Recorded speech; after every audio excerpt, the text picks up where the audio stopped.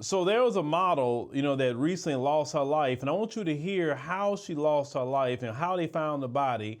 And this is the second black woman who has been killed in the Los Angeles area who were, working like in the modeling industry. Let's go ahead and roll that.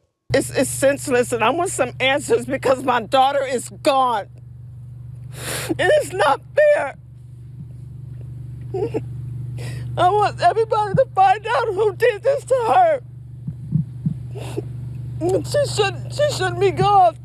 But we need to know. We need to know what happened. Family members of a beautiful young model who recently discovered her dead in her downtown Los Angeles apartment are crying foul play and explain they are frustrated at the lack of answers and information coming from investigators.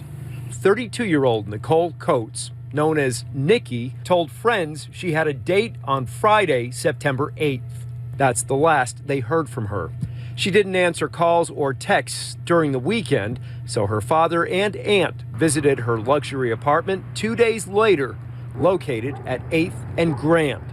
That's when they made the gut-wrenching discovery. I couldn't recognize her. You feel there was some level of violence with this death? Yes, I do. You believe it was murder? I believe it was. I really do. One of her legs was up in the air in a kicking position. That's not nobody that's just laid in their bed and died. I don't know who she went out with. What transpired there, I have no idea. But I'm going to find out. So if you're out there, you're going to get caught. You're messing with the wrong person. The LA County Coroner's Office says the case of Nicole Coates is open and the cause of death deferred. That means the cause is undetermined and further investigation is needed. However, Nikki's suspicious death is alarmingly similar to another recent case. During a welfare check for concerned family members, police discovered the body of 31-year-old model and real estate agent Melissa Mooney on Tuesday afternoon. She was inside her luxury apartment, Sky at Bunker Hill on South Figueroa Street. The LAPD is not releasing any details, but confirms detectives are investigating the young woman's death as a homicide.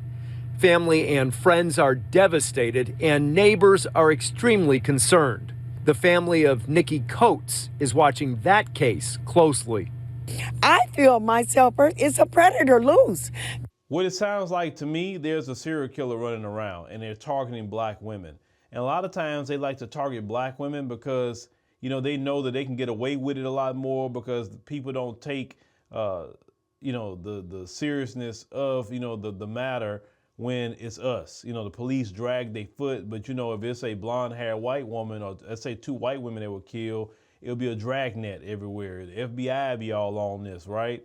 But when it comes to black people, they're not like that. So that's why it takes us to start getting involved and have the community get involved and see if we can solve some of these crimes. Remember when they had that other incident, I think up north, I want to say it was somewhere in Missouri, where you had a brother out here who's saying, hey, there was a serial killer or something out here because these black women getting killed. And the police are like, oh, no, that's not going on, until one of the black women escaped and like, oh no, they do have a guy doing it. He tried to do this to me, right? And then they want to say, oh, well, we didn't know. Like, well, when the black people was telling you silly behind that, you want to dismiss it, right? And that's why a lot of times we be saying that some of these people are tied in with law enforcement because why are they covering it? If somebody's accusing something like that, they say, oh man, we really got to look into that. We don't want nothing to happen, because this is the thing. When you don't care about what happens to black people, them same people could target your community, but you don't care until your community is targeted. It's always like that with them. They don't care about nothing until it happens to them. Black people could have been telling you for 10 years something going on, but until it happened to them, all of a sudden, oh, well, you did say something, but we didn't. Yeah, because you don't care about nobody else but yourself. I always tell people this: you live in the same country as black people. So if it affects us, it's eventually going to affect you. So care about it when it happens to us. That way it won't happen to you. But people are so caught up in their stupidity, I'm going to say, it is stupid. They'll wait till something, have this person run around, do something to their community, And then all of a sudden now everybody getting involved with it when it could have been stopping and nobody in the community could have been harmed. So black women in LA, please be on the lookout. Watch these dates you going on with some of these guys. It don't matter how charming they seem or clean cut they seem. Because you have people like Ted Bundy. He didn't look like no freaking a thug, right? A lot of these people who like that, they don't look like quote unquote thugs. Make sure you just be careful. Send your location to people. Let people know where you at. Leave your location on. I know you're like, oh, it's my business. I don't want people in there. Well, sometimes that could be a way for people to save your life. So let people know where you at.